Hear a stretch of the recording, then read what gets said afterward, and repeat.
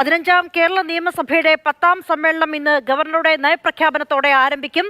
9 മണിക്കാണ് ഗവർണർ നിയമസഭയിൽ എത്തുക. രാജ്ഭവനിൽ നിന്ന് ഗവർണർ നിയമസഭയിലേക്ക് പുറപ്പെട്ടു കഴിഞ്ഞു. ഏതാനും നിമിഷങ്ങൾക്കകം തന്നെ നിയമസഭയിലേക്ക് എത്തിച്ചേരും. ഗവർണർ ആരിഫ് മുഹമ്മദ് ഖാന്റെ 7ാമത്തെ നയപ്രഖ്യാപന പ്രസംഗമാണ്. നേരത്തെ പ്രശാന്തും അമലുമൊക്കെ സൂചിപ്പിച്ചതുപോലെ ഈ കേന്ദ്രത്തിനെതിരെയൊക്കെയുള്ള വിമർശനങ്ങൾ സാധാരണ നയപ്രഖ്യാപന പ്രസംഗത്തിൽ ഉണ്ടാകാറുണ്ട്. ഗവർണർ അത് വായിക്കുമോ? സർക്കാർ ഗവർണർ ഏറ്റുമുട്ടൽ രൂക്ഷതലത്തിൽ എത്തി നിൽക്കുമ്പോൾ നടക്കുന്നൊരു നയപ്രഖ്യാപന പ്രസംഗം കൂടിയാണ്. അതുകൊണ്ട് അതിൽ രാഷ്ട്രീയ കൗതുകം ഏറെയുണ്ട്. ഇപ്പോൾ കാണുന്ന നിയമസഭയുടെ മുന്നിലേക്ക്, ഈ ഫ്രെയിമിലേക്ക് അല്പസമയത്തിനകം തന്നെ ഗവർണർ ആരിഫ് മുഹമ്മദ് ഖാൻ എത്തിച്ചേരും. ഏതാനും മിനിറ്റുകൾക്ക് മുൻപാണ് ഗവർണർ ആരിഫ് മുഹമ്മദ് ഖാൻ രാജ്യസഭയിൽ നിന്ന് പുറപ്പെട്ടത്. നിയമസഭയിൽ ഗവർണറെ മുഖ്യമന്ത്രി സ്വീകരിക്കും. അതിനുവേണ്ടി മുഖ്യമന്ത്രി പിണറായി വിജയൻ ആ കവാടത്തിലേക്ക് എത്തുകയാണ്. പലപ്പോഴും വേദിയിൽ ഒരുമിച്ച് കണ്ടാൽ പോലും സർക്കാർ ഗവർണർ തമ്മിലുള്ള പോലും സാഹചര്യത്തിൽ ഗവർണറും മുഖ്യമന്ത്രിയും ഒന്നും മുഖാമുഖം കൊടുക്കാറ് പോലുമില്ല. പക്ഷേ ഇത് നയപ്രഖ്യാപന പ്രസംഗമാണ്. ഇതിന്റെ പ്രോട്ടോക്കോളാണ്. മുഖ്യമന്ത്രി ഗവർണറെ സ്വീകരിക്കാൻ വേണ്ടി എത്തി നിൽക്കുന്നുണ്ട്. ആ കാഴ്ചയാണ്. അതിലേക്ക് അല്പസമയത്തിനകം തന്നെ ഗവർണർ ആരിഫ് മുഹമ്മദ് ഖാൻ എത്തിച്ചേരും. ലോക്സഭാ തെരഞ്ഞെടുപ്പിന് മുന്നിലുള്ള ലോക്സഭാ തെരഞ്ഞെടുപ്പ് ആസന്നമായിരിക്കെ നടക്കുന്നൊരു ബജറ്റ് സമ്മേളനം കൂടിയാണ്. അതുകൊണ്ട് ഈ സമ്മേളനത്തിന് ഒരുപാട് പ്രത്യേകതകളുണ്ട്, പ്രാധാന്യമുണ്ട്. ഇന്നത്തെ നയപ്രഖ്യാപന പ്രസംഗത്തിനും ഒരുപാട് പ്രാധാന്യമുണ്ട്. അല്പസമയത്തിനകം തന്നെ ഗവർണർ അവിടേക്ക് എത്തിച്ചേരുമെന്ന് പ്രതീക്ഷിക്കുകയാണ്. മുഖ്യമന്ത്രി ഗവർണറെ സ്വീകരിക്കാൻ വേണ്ടി അവിടെ നിൽക്കുന്നു. സ്പീക്കർ ഉൾപ്പെടെ മുഖ്യമന്ത്രിക്കൊപ്പമുണ്ട്. മന്ത്രി കെ രാധാകൃഷ്ണനും മുഖ്യമന്ത്രിക്കൊപ്പമുണ്ട്.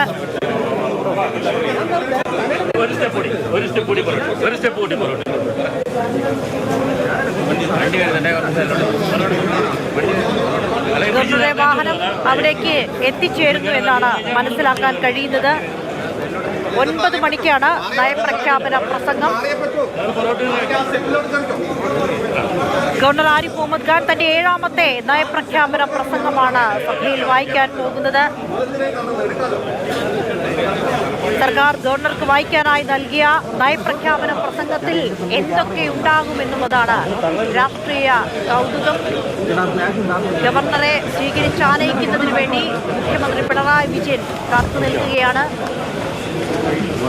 ഗവർണറുടെ വാഹനം അല്പസമയത്തിനകം തന്നെ ആ പരിസരത്തേക്ക് എത്തിച്ചേരും. ഗവർണർ എത്തിച്ചേർന്നു എന്നാണ് മനസ്സിലാക്കി. ഗവർണർ എത്തിക്കഴിഞ്ഞു.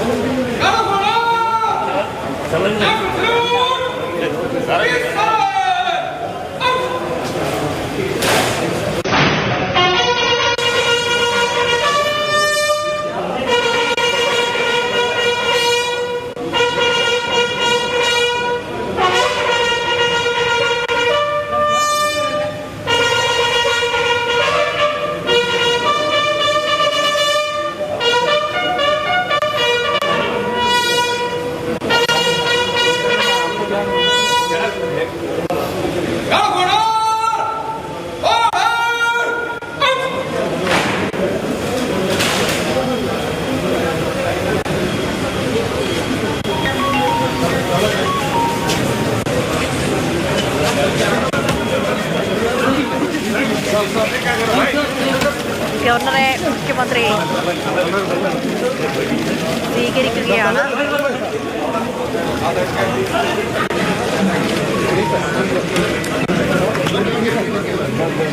നിയമസഭയിലേക്ക് കടക്കുകയാണ്.